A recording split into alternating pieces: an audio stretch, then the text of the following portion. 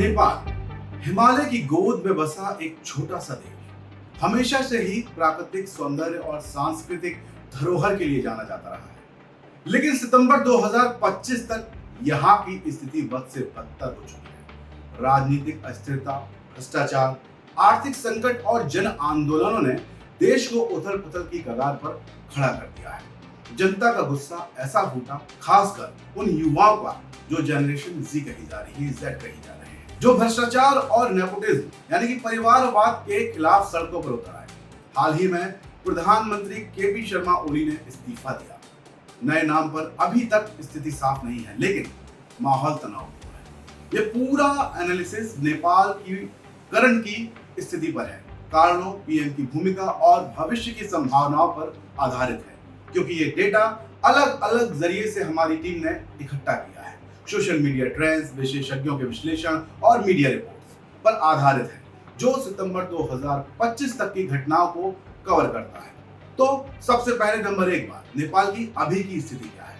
एक संकट की चरम सीमा ने नेपाल 2025 में एक गंभीर संकट का सामना कर रहा है, जो राजनीतिक, आर्थिक और सामाजिक स्तर पर फैला हुआ है। यहाँ के हालात बद से बदतर इसलिए हैं क्योंकि छोटे छोटे मुद्दे अब बड़े आंदोलनों में बदल चुके हैं, जो कि एक देश के लिए अच्छी बात नहीं। राजनीतिक अस्थिरता की बात करें तो 11 सितंबर 2025 को केपी शर्मा ओली ने इस्तीफा दे दिया। ये इस्तीफा काठमांडू और अन्य शहरों में हुए बड़े पैमाने पर विरोध प्रदर्शनों के बाद आया, जिसमें कम से कम 25 से 30 लोगों की मौत हो गई, जिसमें से ज्यादातर लोग युवा थे और 600 से ज्यादा लोग घायल बताए जा रहे हैं। पुलिस ने लाइव गोलाबारी, रबर बुलेट्स और वाटर कैनन का इस्तेमाल किया, जिससे हिंसा भड़क गई। प्रदर्शनकारियों ने नेपाल की संसद भवन में घुसने की पूरी कोशिश करी। घुसे भी सुप्रीम कोर्ट, सिंह दरबार, सरकारी कार्यालय, हिल्टन होटल और कई नेताओं के घरों को आग के हवाले। जेल ब्रेक हो गए, जिसमें से कई कैदी भी भाग गए, जिसमें से कुछ भारत की सीमा पर पकड़े गए तो कुछ बड़े नेता भी छुड़ा लिए। सेना को 11 सितंबर को तैनात किया गया। कर्फ्यू 12 सितंबर तक लगाया गया है और 27 लोगों को लूटपाट और आगजनी के आरोप में गिरफ्तार भी कर लिया गया है। सोशल मीडिया यानी कि फेसबुक, इंस्टाग्राम, व्हाट्सएप और यूट्यूब पर 4 अगस्त को जो बैन लगा, उसके गुस्से ने जो ये हिंसा भड़काई, जिसके बाद 48,000 से ज्यादा नेपाली ने विकल्प ऐप्स जैसे बिटचैट डाउनलोड किए और इस आंदोलन को आगे बढ़ाया। ये देश आज आर्थिक संकट से भी जूझ रहा है। नेपाल की अर्थव्यवस्था की दोस्तों बात करें तो सभी जानते हैं कि ये बहुत कमजोर है पहले से ही। जीडीपी ग्रोथ 2024 में सिर्फ 3.9 रही, जबकि महंगाई दर 6% से भी ऊपर है। बेरोजगारी दर की बात करें तो लगभग 11% के आसपास है, खासकर युवाओं में 18 से 35 साल के जो है 20% से भी अधिक है।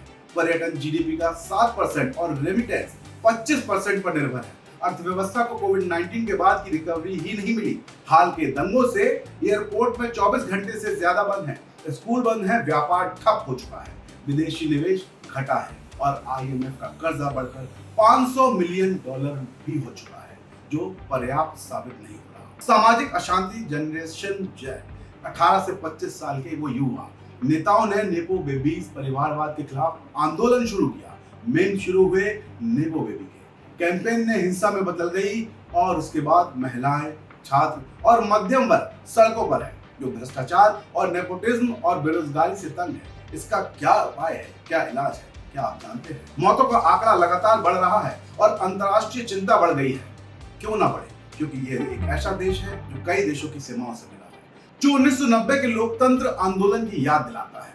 लेकिन डिजिटल युग में केपी शर्मा ओली का पतन, केपी शर्मा ओली यानी कि नेपाल कम्युनिस्ट पार्टी CPNUML के नेता ने 2021 में फिर से पीएम पद संभाला था, लेकिन सितंबर 2025 तक उनकी स्थिति पूरी तरह कमजोर हो चुकी है। वर्तमान की जो हम कंडीशन देखें उसमें 11 सितंबर को ओली ने इस्तीफा दिया था, लेकिन वो आर्मी बैरक की शरण में है और अभी भी वही है। भ्रष्टाचार के आरोपों के कारण उनका इस्तीफा मजबूरी में आया। यही उम्मीद है कि जनरेशन जी के जो प्रदर्शनकारियों ने किया, उसके बाद ये हुआ। अब पूर्व चीफ जस्टिस सुशीला कार्की को अंतरिम पीएम के रूप में चुने जाने की खबर आ रही है, जो डिस्कॉर्ड पोल के जरिए हुआ है। ये दुनिया का पहला ऐसा मामला है। सुशीला कार्की बनारस हिंदू यूनिवर्सिटी BHU की पूर्व छात्रा हैं और 2016 में एक मंत्री को भ्रष्टाचार के लिए सजा देने के लिए जानी जाती हैं। ओली पर भारत विरोधी बयानों का भी आरोप है। ऐसे में ये बड़ी बात है कि सुशीला क्या करती है अगर उन्हें चुना जाता है। उन्होंने साफ कहा है कि मैंने अयोध्या में राम जन्म का विरोध किया, इसलिए सत्ता खोदी। ये केपी शर्मा ओली ने कहा।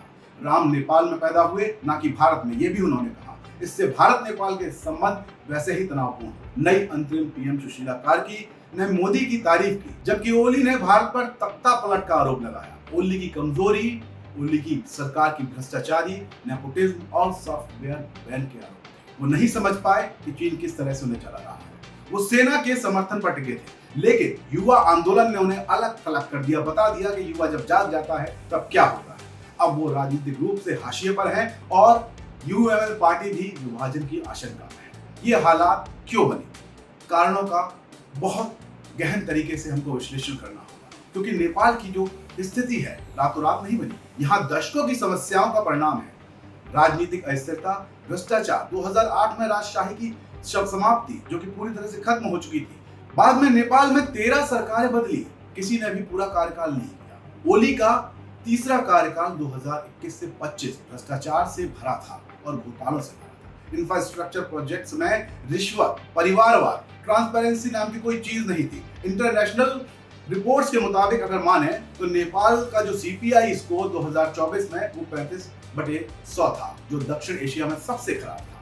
युवाओं ने नेताओं के बच्चों की लग्जरी लाइफस्टाइल, नेपो बेबीज को निशाना बनाया।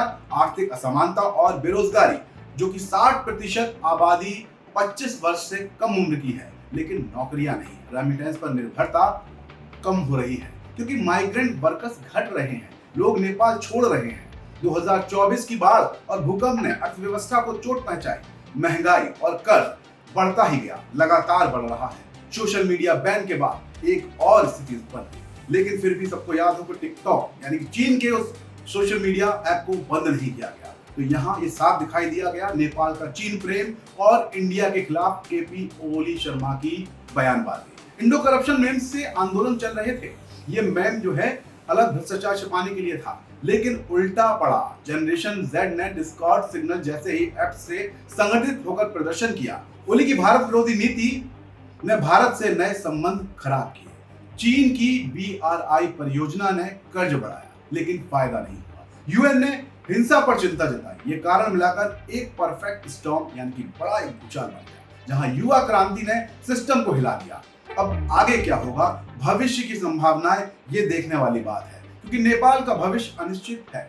कुछ भी हो सकता है, कुछ भी हो सकता है और हो रहा है। अंतरिम सरकार और स्थिरता का एक बड़ा झोलमेल दिखाई दे रहा है। सुशीला कार्की कमान संभालती है या नहीं, ये भी बड़ी बात है। सेना के समर्थन से ही जो कुछ हो रहा है वहां हो रहा है। कर्फ्यू हटने के बाद नए चुनाव 2026 तक हो सकते हैं, लेकिन अंतरिम सरकार क्या करेगी? जन स्वराज जैसी नई पार्टियां उभर सकती हैं जो कि युवाओं पर केंद्रित है। IMF और विश्व बैंक से सहायता मिल सकती है, लेकिन दंगों से जो नुकसान हुआ उसकी भरपाई कौन करेगा? वहां के पर्यटन का जो नुकसान हुआ उसकी भरपाई कौन करेगा? क्योंकि ग्रोथ रेट जो है वो 4 से 5% की हो सकती है, लेकिन बेरोजगारी तो बनी रहेगी भाई साहब।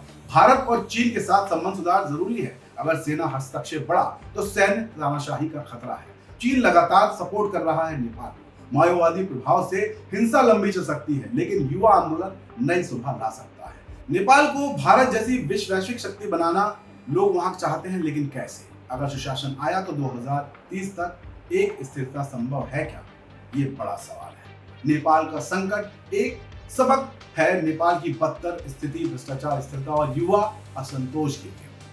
ये ओली का पतन दिखाता है कि पुरानी राजनीति अब नहीं चलेगी। युवा जाग चुका है और युवा के जागने का मतलब है कि एक नई शक्ति आपके देश में पल रही है, जो चाहती है सब कुछ ट्रांसपेरेंट हो। वो चाहती है कि हमारी सरकार हमको आगे बढ़ाए और हमको वैश्विक पटल पर एक बड़ा मुकाम दिलाए। लेकिन क्या ये संभव हो पाएगा, ये देखने वाली बात होगी।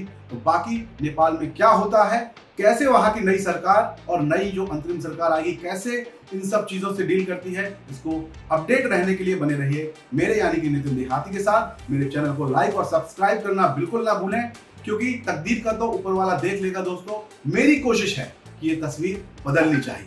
जय हिंद, जय भारत।